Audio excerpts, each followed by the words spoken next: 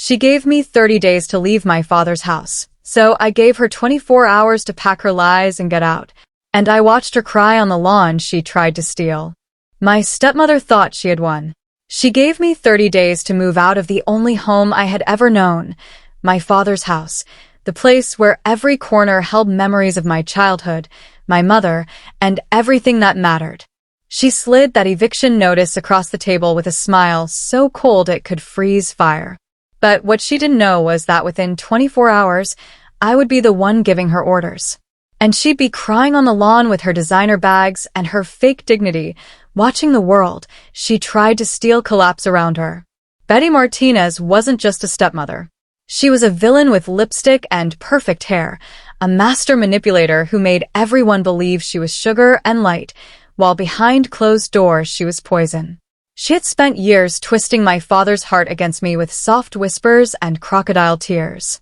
She would accidentally spill my dinner, forget to do my laundry but wash her dog's blankets twice a week, and replace my shampoo with something that nearly left me bald. Every move was calculated, disguised as kindness. And my father, kind, gentle, sick, believed her because she played her part flawlessly. But even the most polished masks start to crack under the pressure of time and greed. Betty's beguiling facade started to slip the moment my father's health began to fade. The diagnosis came like a sledgehammer to my chest, stage 3 pancreatic cancer. I was devastated. Betty? She saw it as a window of opportunity. While I was struggling to hold myself together, she was strategizing her next move. And it wasn't just about controlling my father's medications or hospice schedule. It was about controlling everything, including me. First, she convinced him to skip my high school graduation. I still remember standing in my cap and gown at Lincoln High, scanning the crowd hoping to see his face. But he wasn't there. Instead, Betty had whisked him away to Napa Valley for a healing getaway. She had the audacity to post photos online, smiling beside my father while I walked the stage alone. It wasn't a coincidence. It was a surgical removal of me from his life. And when I got my Northwestern acceptance letter with a partial scholarship, I thought maybe, just maybe, she'd finally be happy to see me succeed. But Betty didn't see potential. She saw expenses. She sat my father down and spun a web of budget woes, holding up medical bills as if they were shields against my future. Maybe community college is the responsible option, she said, her voice drenched in that sickening sweetness she reserved for manipulation. What she didn't mention were the 2 brand new Coach bags in her closet or the $500 spa packages labeled stress management. Somehow, her self-care was a necessity, but my education was an indulgence.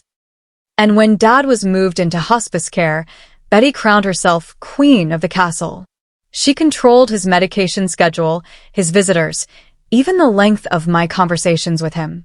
"He needs rest," she'd say while filing her nails in the doorway of his room. She claimed doctor's orders, claimed I was too emotional, and that I was making things worse. She gave me 15 minutes every other day. Meanwhile, she hosted book club luncheons in his room and paraded her friends through the hallway like it was some kind of elite social club. But the moment that changed everything was when I saw her hovering over his bed with a stack of legal documents. Dad's hands were shaking, his eyes glassy with painkillers, but there she was, guiding his pen to signature after signature. When I asked what it was, she just smiled that Teflon smile of hers. "Medical directives," she lied. "Insurance forms. Grown-up things." She shoved them into her tote bag before I could see anything. That was the day I swore to myself I would find out the truth. And that was the day I started watching her more closely than ever. The day after my father's funeral, still in my black dress, I sat at the kitchen table trying to finish a cup of coffee that tasted like ashes. That's when Betty walked in like she owned the world. Her eyes were dry, her mood unshaken. She twirled the house keys in her fingers as if they were a tiara she'd earned. "Sweetheart," she said, sinking into my father's chair, "we need to talk about your living situation." Then, without a hint of shame, she slid an eviction notice across the table. "You have 30 days, she said cheerfully, "and honestly, that's more generous than I need to be." She called me a reminder of a past she wanted to leave behind. She sat there wearing my mother's pearl necklace, sitting at my grandmother's antique table, all while casually erasing me from existence. But instead of crying, I looked her dead in the eye, and I smiled. And in that moment, I saw something flicker behind her confident glare. Fear. Because she had no idea that she'd just declared war, and I wasn't about to lose. I went straight to my bedroom, tore open the bottom drawer of my memory box, and found the envelope Dad had given me 2 years ago.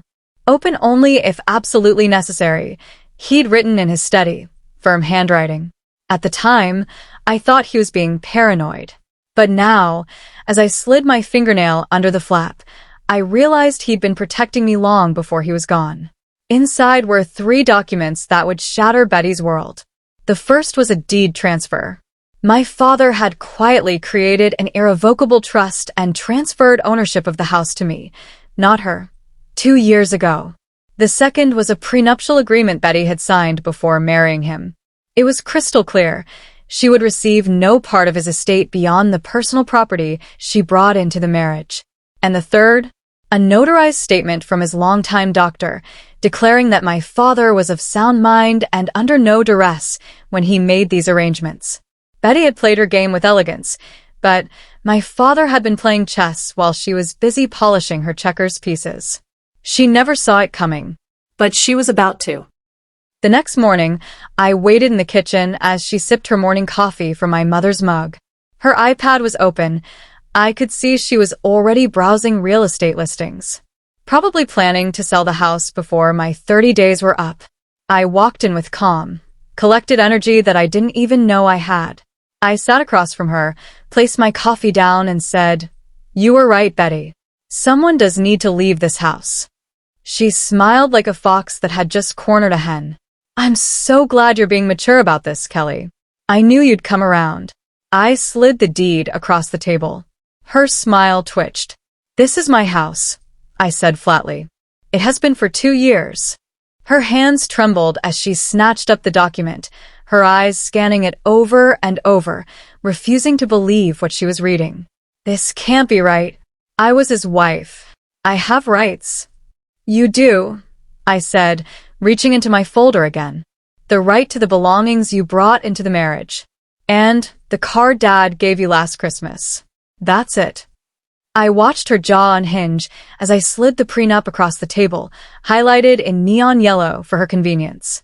She fumbled with the pages, desperately hoping to find some clause, some loophole that would save her from her own greed. But there was none. Her coffee mug slipped from her hand and smashed against the floor. And that was the moment she knew she had lost.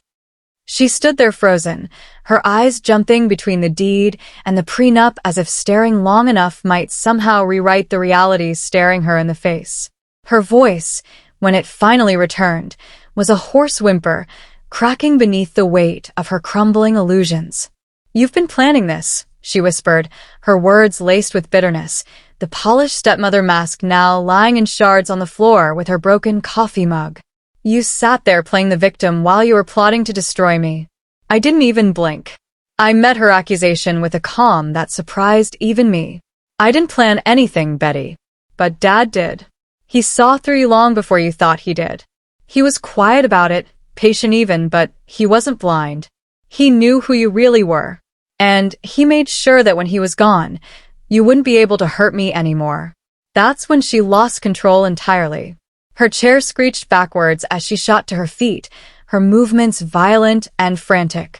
"I'll contest this," she screamed. "You think you can just kick me out like some stray animal? I was his wife. I took care of him. I deserve more than this. More than you."